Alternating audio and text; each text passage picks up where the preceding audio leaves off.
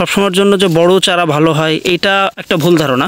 আজকে আপনাদেরকে দেখাবো এই পুরাতন জমির চারার কি কি বৈশিষ্ট্য থাকে। ছোট্ট চারাটাও দেখেন, এই যে দেখেন একেবারে ছোট্ট সাইজের চারাটাও যদি দেখেন সেইখানেও কিন্তু আপনি এই যে লতির দেখা পাবেন। দেশ ও দেশের বাইরে থেকে যে বা যারা আমাদের আজকের ভিডিওটি দেখছেন সকলকে জানাই আন্তরিক শুভেচ্ছা ও অভিনন্দন। প্রিয় দর্শক, বর্তমানে কিন্তু অনেকেই নতুনভাবে লতিকচু চাষ করতেছেন বা লতিকচু চাষ করার পরিকল্পনা করতেছেন। তা আসলে আমরা যে বলে থাকি পুরাতন জমির চারাটা সংগ্রহ করতে, আজকে মূলত এই যে দেখতে পাচ্ছেন একটা পুরাতন জমি থেকে চারা কাটা হচ্ছে, এই যে দেখতে পাচ্ছেন। তো মূলত আজকে আপনাদেরকে দেখাবো এই পুরাতন জমির চারার কি কি বৈশিষ্ট্য থাকে বা কিভাবে আপনি দেখলে বুঝতে পারবেন যে এই চারাটা পুরাতন জমির। এই যে দেখতে পাচ্ছেন এখানে কিন্তু অসংখ্য চারা কাটিংয়ের কাজ চলতেছে অলরেডি। এর ভিতরে যদি আপনি একেবারে ছোট্ট চারাটাও দেখেন, এই যে দেখেন একেবারে ছোট্ট সাইজের চারাটাও যদি দেখেন সেইখানেও কিন্তু আপনি এই দেখেন এই যে লতির দেখা পাবেন, একেবারে ছোট্ট ছোট্ট চারাগুলো। এইটাই হলো পুরাতন জমির চারার একটা মূল বৈশিষ্ট্য, যে এর একেবারে ছোট্ট ছোট্ট চারাতেও আপনি লতির দেখা পাবেন, যেটা রোপণ করলে মাত্র 1.5 থেকে 2 মাসের ভিতরে প্রত্যেকটা গাছ থেকে ফলন আসবে। এই যে দেখেন কতটুকু একটা গাছ, একেবারেই চিকন, কিন্তু তারপরেও কিন্তু ফলন দেখেন প্রত্যেকটা গাছেই। তো অবশ্যই লতিকচু চাষ করতে গেলে সবসময়ের জন্য যে বড় চারা ভালো হয় এটা একটা ভুল ধারণা। আপনাদেরকে চেষ্টা করতে হবে এরকম পুরাতন জমির চারাটা সংগ্রহ করার জন্য। দেখতে পাচ্ছেন পুরাতন জমির চারা যতই ছোট হোক না কেন, আপনি যদি সেটা রোপণ করতে পারেন ওইটা থেকে সব থেকে বেশি পরিমাণে ফলনটা আসবে আর দ্রুত ফলনটা আসবে। যার জন্যই কিন্তু আমরা প্রতিনিয়ত চেষ্টা করি প্রত্যেকটা নতুন চাষি যারা আছে তাদেরকে দেখানোর জন্য বা বোঝানোর জন্য।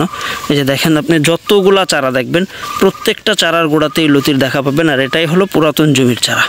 এই যে দেখতে পাচ্ছেন অলরেডি আজকে যে ভাইয়ের মূলত চারাগুলা ডেলিভারি করা হচ্ছে, ভাই যদি চায় এই যে গাছের গোড়াতে যে লতিগুলা, আশা করা যায় এই লতিগুলাই যদি সে আলাদা করে রাখে তাহলে 2-1 কেজি লতি এখান থেকেই পাওয়া সম্ভব।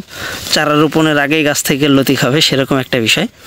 ওই যে দেখতেছেন আপনি যেইটাই দেখেন না কেন সেইটার গোড়াতেই লতির দেখা পাওয়া যাবে। এটাই হলো যশোরের লতিরাজ কচুর পুরাতন জমির চারা।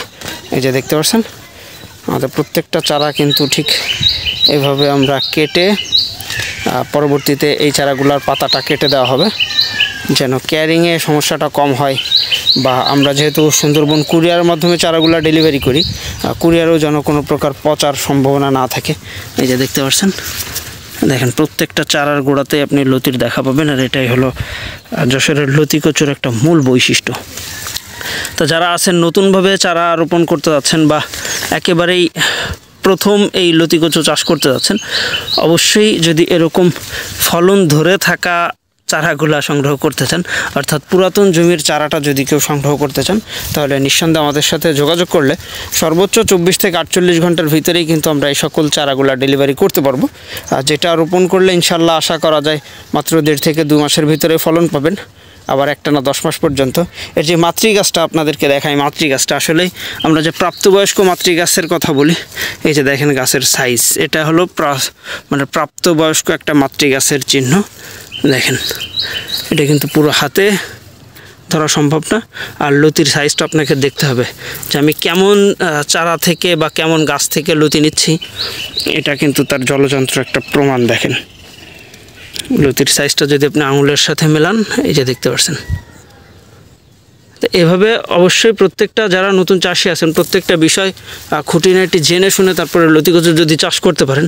এই যে দেখেন ফলন আঙুল সাইজ, আর এটাই মূলত পুরাতন জমি, আর এই পুরাতন জমি থেকে মূলত আমরা চারাগুলা ডেলিভারি করতেছি। এই যে দেখেন লতির সাইজটা যদি একটু ভালোভাবে দেখায় আপনাদেরকে, এই যে দেখতে পাচ্ছেন পুরো আঙুলের সাইজ। এই হলো লতি, এই হলো তার মাতৃগাছ। আর এই গাছ থেকে এই যে সকল চারাগুলা বের হচ্ছে, এই যে দেখেন এই যে চারাগুলা বের হচ্ছে, দেখেন একেবারে ছোট সাইজের চারা, তাতেও কিন্তু 1টা 2টা 3টা 4টা করে লতি এরকম ছোট্ট ছোট্ট চারাগুলাতেই কিন্তু দেখা যাচ্ছে।